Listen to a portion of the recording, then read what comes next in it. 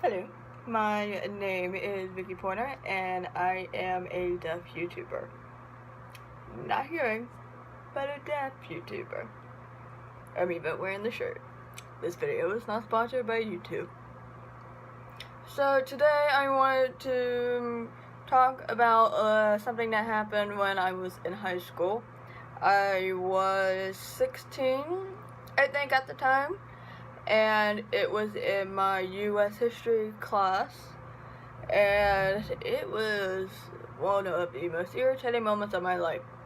More irritating now, since I'm more comfortable with my identity, and I've been in deaf culture more often, I have more deaf friends, blah blah blah. But back in high school and before that, I was still kind of that person that was kind of like, no, I'm not really deaf, I'm not, or I just didn't feel very comfortable with it, which is a whole different video for another day.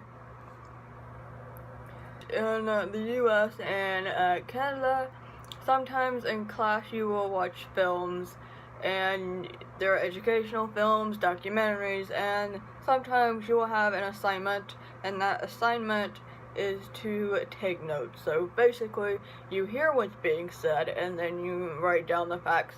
Sometimes it's 10, 15, 20, 30, it all depends. I hated these assignments with every fiber of my being. Why? I needed captions. And were there captions? No, there were no captions. So, I remember this day I told my U.S. history teacher, I said, you know what? I'm going to tell you this now. Every single time we've done this, they've been very difficult. So I don't know what I'm going to do. And his response was to sit in front of the computer speaker, to which I just did that because I thought it would work, but no, honestly, it really didn't. All that did was make the sound louder, which, yes, okay, I could hear it better, but I definitely could not understand it better. It was just so muffled.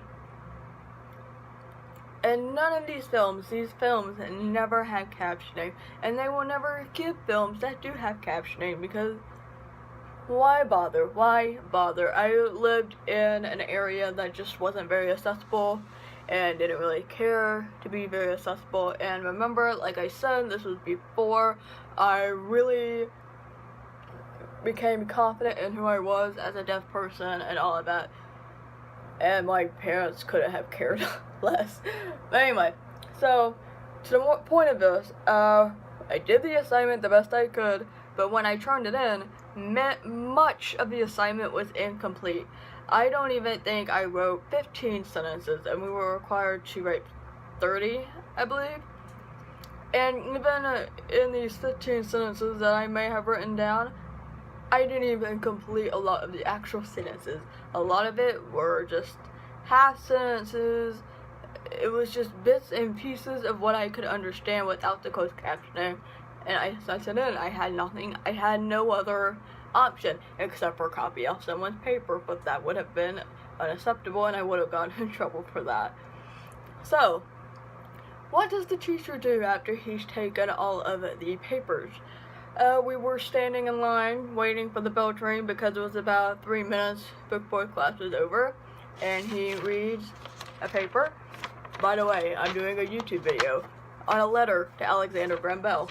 We will enjoy this later. But anyways, so he takes the paper, and he, going flipping through them, and he sees my paper, the deaf students, the only deaf student in the entire school, and he sees that it's all incomplete. And what does he do? Instead of pulling me over to the side and maybe having a conversation with me in private, he decides to literally make fun of me in front of the entire class.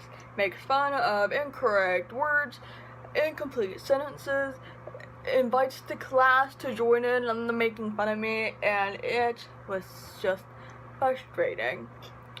So back then, before I was comfortable with myself as a deaf person, I laughed along with it. I did that for a lot of things. But now, if I could just go back in time, I would have called him out. I would have called him out and every other teacher that I had that did something similar or just wasn't accessible. I've had many other instances, say with my math teacher, who would get frustrated with me because I didn't understand something, even though it's like, hey, I literally am deaf, I do not understand what you were saying. It's just, my god.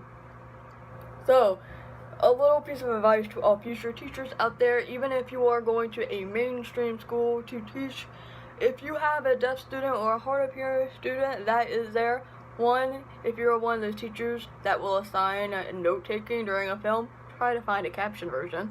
And if you cannot find a caption version, find a different film. Come on.